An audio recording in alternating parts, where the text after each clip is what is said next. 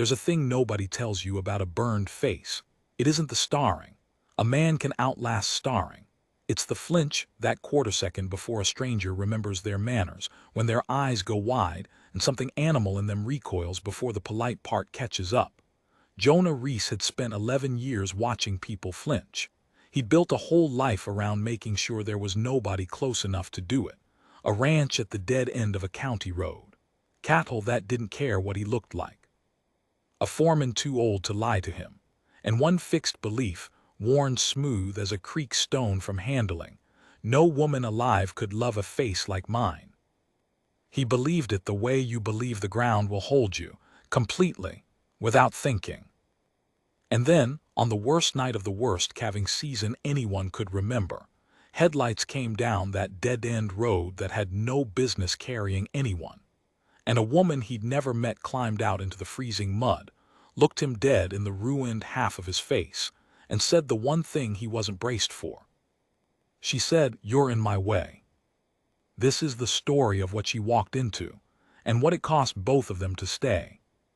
The heifer was dying, and I had my arm in her to the shoulder, when Jode said the thing he always said, which was nothing. That's not a complaint.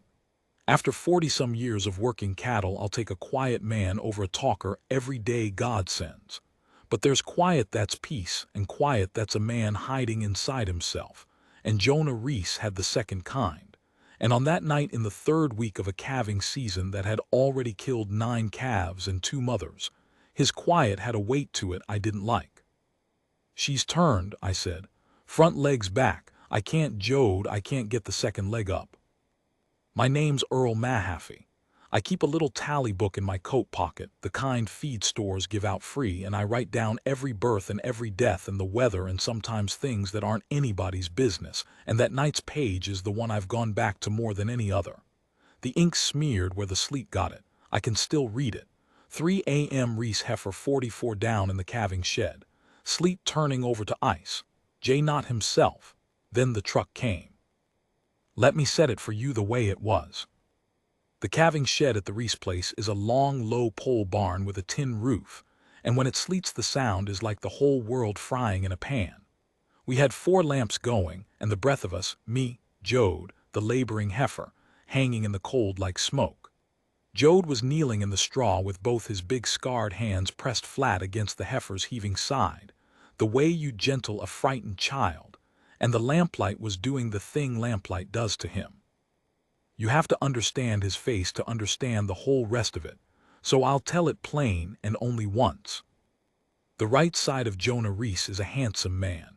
40 years old, strong jaw, gray coming in at the temple, and eye the color of weak coffee. The left side is a map of a fire.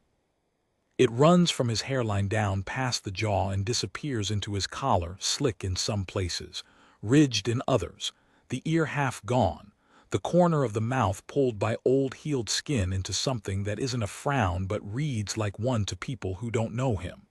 The fire was 11 years back. I'll get to it. The point I'm making is that in good light, soft light, the kind you find at 3 in the morning in a calving shed, you can see both men in him at once. The one he was born to be and the one the fire made. And it's a hard thing to look at, not because it's ugly but because you can see what it cost. "Earl," he said, "just my name, meaning tell me the truth." "I don't think I can save them both," I said. "Maybe not either." He didn't answer. He pressed his palms harder against the heifer like he could push his own stubbornness into her, and I had my arm in her up past the elbow trying to find a hoof in all that hot dark, and the sleet was frying on the tin, and that's when the headlights swept across the open end of the shed and lit us all up like we were on a stage. I felt Jode go stiff. It's a particular thing he does, a man bracing. The truck door slammed. A figure came across the muddy yard fast and unbothered, hauling a kit bag, hood up against the ice, and walked straight into the shed and straight into the light and pushed back the hood, and it was a woman. I want to tell you she was beautiful and I won't, because it would be the wrong word and the wrong thing to notice. She was maybe 35. Dark hair scraped back wet. A face that had been rained on a lot in its life and decided not to mind. She looked at the heifer, then at my arm buried to the shoulder, then at Jode kneeling there with the bad side of his face turned full into the lamplight. And here's the part I wrote down. Here's the part I've thought about for 2 years. She didn't flinch. I've watched 100 people meet Jonah Reese. The flinch is automatic. It's not cruelty mostly. It's just the animal in us. But this woman's eyes went over his face the exact same speed they went over mine and over the cow, which is to say like a doctor reads a room taking inventory, looking for the problem. And the problem to her was clearly not his face. "How long's she been down?" she said. "Who in the hell are you?" Jode said. It came out rough. "Della Vos. I'm the new vet out of the Lindale practice. Doc Prout retired. I bought the back half of his calls." She was already down in the straw on the other side of the heifer, already pulling a sleeve up a forearm corded with muscle. "Tucker at the co-op said you'd been losing stock all week and weren't calling anybody. Said you were stubborn." She glanced up. "He undersold it." "Didn't call you," Jode said, "because I don't need. You've got a uterine torsion, that's why your man can't reach the second leg." She said it flat, already feeling along the heifer's flank. "She's twisted maybe 90 degrees. Earl, is it Earl?" "Earl," I said, surprised she'd caught my name. I hadn't said it. "Earl, ease your arm out slow, don't fight her. We're going to roll her. Mr. Reese, I need every bit of that stubbornness you're so famous for, and I need it on the count of 3, not before. And I will tell you the thing I've never been able to explain to anybody since. Jonah Reese, who did not take orders, who had not let a stranger inside his fences in 11 years, who flinched ahead of the flinch, Jonah Reese said, 'Tell me what to do.' We rolled that heifer.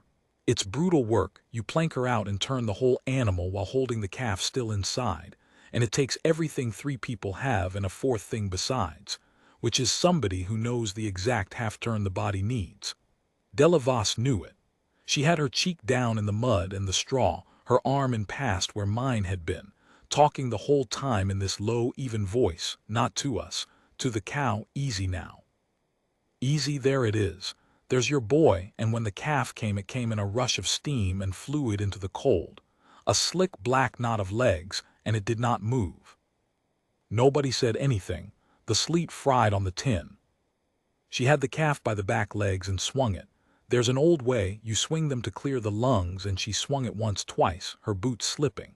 And on the 3rd swing she laid it down in the straw and bent over its face and blew 2 short breaths into its nose and rubbed it so hard with a fistful of straw I thought she'd take the hide off. And she said, not to us, to the calf, to herself, to God maybe, 'Don't you do this to me.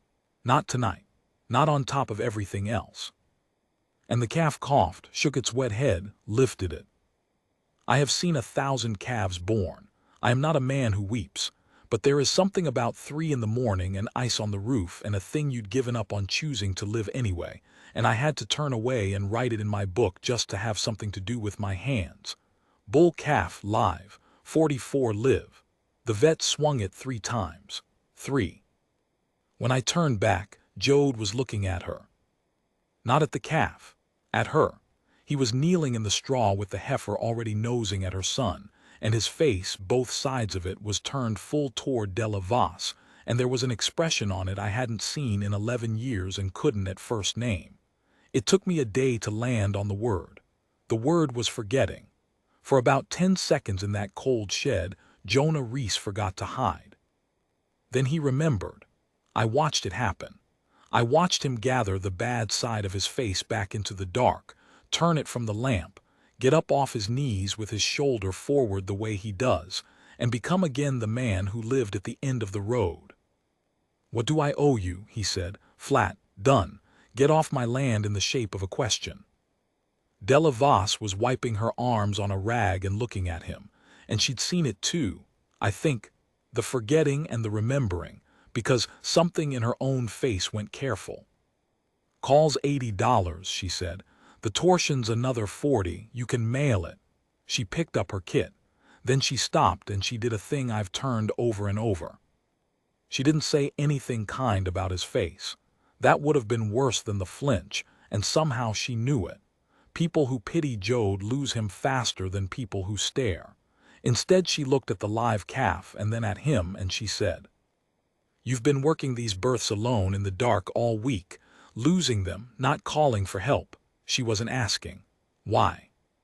And Jode said, and this is the truest thing I ever heard him say, and I don't think he meant to say it, "Easier to lose them than to have somebody out here watching me." It hung in the cold. She nodded slowly, like he'd confirmed something. "Yeah," she said, "I get that more than you'd think." And she walked out into the sleet and got in her truck and drove off down the dead-end road, and the calf bawled, and Jode stood there a long time not looking at anything. I'll tell you the fire now, because you've earned it, and because nothing after makes sense without it. 11 years before that night, the old hay barn went up. Lightning, they figured, or wiring, nobody ever knew. Jode was 29. His wife, yes, there was a wife. Her name was Carrie, and she was kind and quick to laugh and far too good for the rest of us. His wife had gone out to the barn in the storm because their 2 saddle horses were in there, and she couldn't stand the screaming. Jode went after her. He got to the barn, and it was already a furnace, and he could hear her and he could hear the horses, and he went in. He got the horses out, both of them. He did not get Carrie out. The roof came down on the part of the barn she was in, and that was that. And the only reason Jode lived is that a falling beam threw him clear and burning into the wet grass, and the rain that started too late to save anything put him out. So when I tell you the man believed no woman could love a face like his, understand it ran deeper than vanity. He believed it because the woman who had loved him died in the same fire that took his face, and somewhere in the part of a man that doesn't listen to reason, he decided the fire took her instead of him, and that he had no business being loved by anybody ever again, and that the ruin on the left side of him was just the truth finally showing on the outside. 11 years he'd lived on that. It had hardened into the shape of his whole life. And now there was a woman who didn't flinch, driving away down his road, who'd said, "I get that more than you'd think," like she meant it. I wrote one more line that night. Jay watched the truck till the lights were gone, long time, then he fed the calf himself. She came back. That's the first thing to understand about Della Voss. She was the kind of person who came back, and it wasn't softness. It was something more stubborn than softness, and it took her right past every fence Jode owned. She had an excuse the first 3 times. A calf to check, a vaccination run, a heifer she wanted to keep an eye on. She'd pull up in that mud-spattered truck, do the actual work, and then linger 5 minutes too long at the gate. By the 4th visit, she'd quit pretending. She just showed up on a Sunday with 2 coffees and said the practice was slow and she was bored, which I knew for a lie because a new large animal vet in calving season is never bored, and Jode knew it too, and neither of them said so. I watched it happen from the middle distance, which is where a foreman lives. I'll tell you what I saw. I saw Jode learn her truck's engine and start finding reasons to be out in the open yard when it came up the road, instead of in the barn where he usually kept himself. He'd never admit that's what he was doing. He'd be checking a gate hinge that had been fine for 10 years. I saw that she always sat or stood on his left. Always. Most people drift to a man's good side without thinking. It's the flinch again, the animal steering away from what unsettles it. Della Voss steered the other way. She put the ruined half of his face in her line of sight and kept it there and talked to it like it was just his face, which it was. And I saw, over about 6 weeks, Jonah Reese start to come back to life, and it scared the hell out of me. Because I'd watched him build his fortress and I knew what it was protecting against, and I knew this couldn't end without the walls getting tested, and a man who's only got 1 wall left does not survive it falling. The thing about Della was she had her own ruin. She just wore it on the inside. I got it out of her in pieces, the way you get anything real out of anybody, over fence rails and tailgates. She'd been married. A man back in Oklahoma, a vet himself, and by her telling he was charming in public and something else at home. And the something else had worn her down for 9 years before she got the nerve to leave with 2 suitcases and her instruments and nothing else. She'd taken Doc Prute's calls in this nothing county at the end of nowhere precisely because it was the end of nowhere. She wasn't out here looking for love. She was out here hiding from how love had gone for her last time. She and Jode were two people who'd each decided, for opposite reasons, that they were done, and they'd found each other at the dead end of the same road. "He thinks I feel sorry for him," she told me once, leaning on the corral. "He's wrong. I've been pitied. Pity's got a smell. What I feel when I look at him is—" She stopped, picked at a splinter on the rail. "He pulled 2 horses out of a fire that killed his wife and burned half his face off, and he spent 11 years deciding that makes him a monster instead of the bravest man in this county. That's not pity, Earl. That makes me furious. It makes me want to grab him," and she stopped again, laughed at herself, short and rough. "Don't tell him I said any of that." "I didn't, but I'm telling you, because it's the hinge the whole thing turns on. The breaking came in town, the way these things do. There's a feed store and diner in Lindale, and on a Saturday Jode actually came into town, which he did about twice a year, because Della had badgered him into it, said a man can't live his whole life at the end of a road, said it like a dare. And it went fine for almost an hour. And then a kid, a boy of maybe 6, the way small children do, looked up at Jode in the diner and said the things small children say, loud with no malice in it at all, which is exactly what makes it land like a blade. Mama, what's wrong with that man's face? The diner did the thing diners do. The hush. The not looking that's louder than looking. The mother's hot whisper. And I watched Jonah Reese set down his coffee very carefully and stand up and walk out without a word, and his shoulder was forward and his bad side was turned to the wall, and he was already gone back to 11 years ago. You could see it, the road home already running in his eyes. Della went after him. I followed because somebody had to drive the truck. In the parking lot it came apart. I caught the end of it, and I'll give it to you the way it stuck in me. He was saying, I told you what this is. You think one good night in a calving shed changes what I am. You want to drag me into town and play house. You're going to spend your whole life in that diner, Della. Every diner, every store. Every single time somebody's kid is going to." His voice broke and he hated it. I watched him hate it. I had that. I had the whole thing. A woman who could stand to look at me, a house, all of it. And I watched it burn down to where I had to choose, and I chose 2 horses. I chose the barn animals, and so don't make me want it again. I can't lose it again. I'd rather," and he stopped, because what came next was "I'd rather be alone forever," and even he could hear how it sounded out loud. Here was the morally heavy thing, the choice the whole story had been walking toward, and it wasn't his. It was hers. Because Della Voss had a clean exit right there. He was handing it to her. He was doing the noble, awful thing wounded people do, pushing her out the door for her own good, narrating her future pain so she'd leave before she could cause his. And she'd already survived 9 years of a man who hurt her. She had every reason in the world, every right to take the exit, get in her truck, drive back to her safe, hidden life, and never come down that dead-end road again. Nobody would have blamed her. I wouldn't have. She stood there in the cold parking lot, and I watched her decide. "You didn't choose the horses over her," Della said. "Quiet, steady. Stop, listen to me. You ran into a burning building. You got the horses because they were near the door and you could reach them, and you went back for her. The roof came down. That's not a choice you made, Jonah. That's a thing that happened to you, and you've spent 11 years calling it a sin so you'd have a reason to be alone, because being alone is the only place nobody can leave you again." Her voice was shaking now, but she didn't stop. "I know that trick. I invented half of it. I married a man who taught me I was hard to love, and then I spent 2 years out here proving him right by making sure nobody got the chance. And then I drove down your stupid road in the sleet, and you turned your face into the light by accident and forgot to hide for about 10 seconds, and Earl saw it too. Didn't you, Earl?"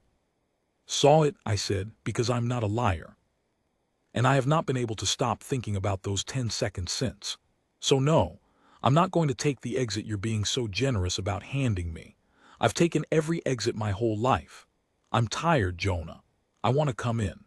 I want to stand on your left side at every diner in this county for the rest of my life and let the kids ask their questions, because kids ask, that's all, and then they grow up and they don't, and we'll still be standing there.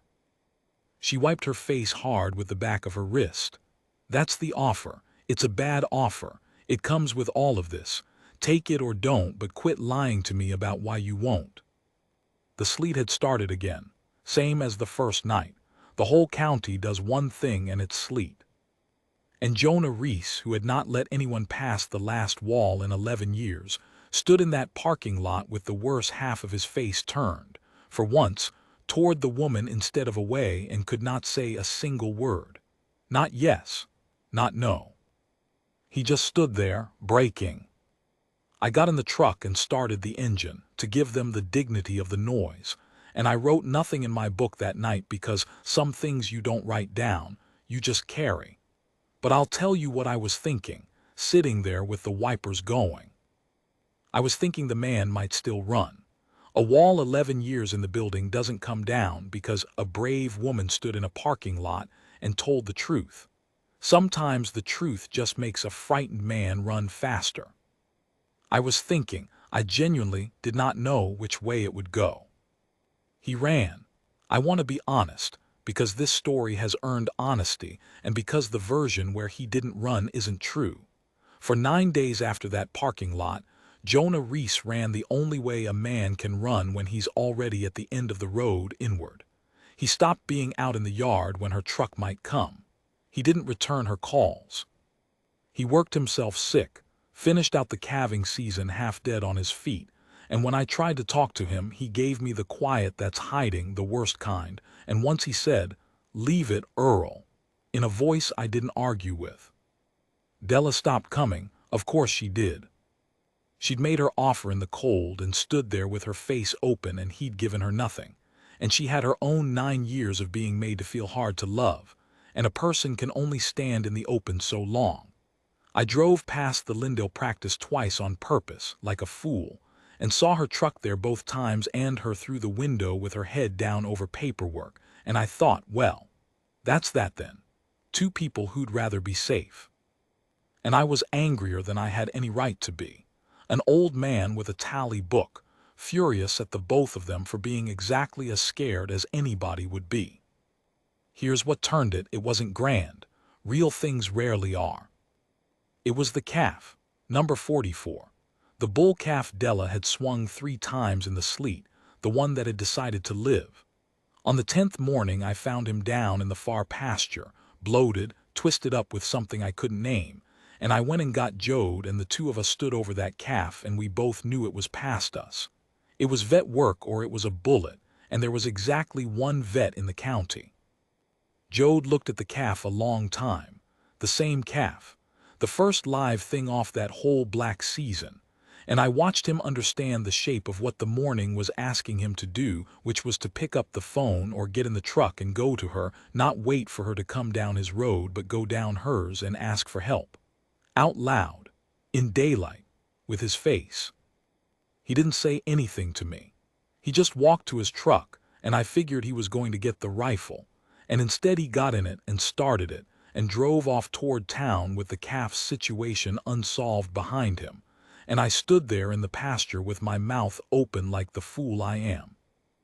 I got the rest second-hand from Della, months later, and I'll give it to you the way she told it, because she tells it better than I could. He walked into the Lindale practice in the middle of a Tuesday, full waiting room. Every chair turned toward the door the way they do when the bell rings. And Jonah Reese, who turned his face from a single lamp, who walked out of a diner over one child's honest question, stood in a full waiting room with the bad side of his face square to every soul in it, and didn't turn it, and didn't put his shoulder forward, and said, loud enough to carry, Della said, loud enough that he was clearly making himself do it, 44's down. The calf you saved. I need you to come save him again. And then, because he'd come all that way to stop lying with the whole room listening, and I was wrong in the parking lot, I'm asking you to come back, both for the calf and not. She said the waiting room was dead silent. She said an old woman in the corner started, very quietly, to cry, and nobody knew why. And maybe the old woman didn't either. She said she came around the counter still in her smock and didn't say yes because yes was too small, and instead she reached up she had to reach.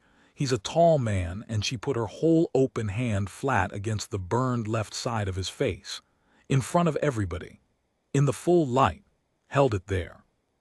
The thing nobody had voluntarily touched in 11 years, the thing he'd built a fortress around, and she just held it like you'd cup water, and he closed his coffee-colored eye and stood there and let her, and that was the answer. They saved the calf, by the way. Twisted gut, she got it. He lived. He's out there right now being an ornery 2-year-old who doesn't know he's the hinge the whole thing turned on. Things don't know what they cost. I'd like to tell you it was simple after that. It wasn't. You don't undo 11 years or 9 in a waiting room. There were hard months. There were nights he pulled back into the dark out of old habit, and she had to decide all over again not to take the exit, and nights she went quiet and far away into her own 9 years, and he had to learn, clumsy, a man who'd forgotten how to go in after her, to be the one who came back. They were two people who'd each spent a long time becoming experts at being left, and they had to teach each other, slow and graceless, how to be the kind of people who stay. Some days they were bad at it. Most days now they're not. They got married in the spring in the yard by the new barn he'd finally built where the old one burned. Built it himself. Took 2 years. Wouldn't let anybody help with the framing. And there's a thing about that I noticed and never said. The new barn faces the house. The old one had faced away. He built it so that from the kitchen window you can see the door, so that nobody would ever again have to run out into a storm not knowing. I stood up with him, old foreman in a borrowed jacket. When the preacher got to the part about for better or worse, I watched Della reach up the way she does and turn his face, gently, 2 fingers under the jaw so that the burned side was the side she kissed. I keep my tally book still. The page from that wedding day is the last one with anything underlined. I'd written, he thought no woman could love a face like his. And under it just, he was. And I never finished the sentence. Left it open at the edge of the page, the way she left him open, the way you leave a barn door facing the house. So a person looking out the window late in a storm can see that it's there. That somebody could come down the road. That somebody did.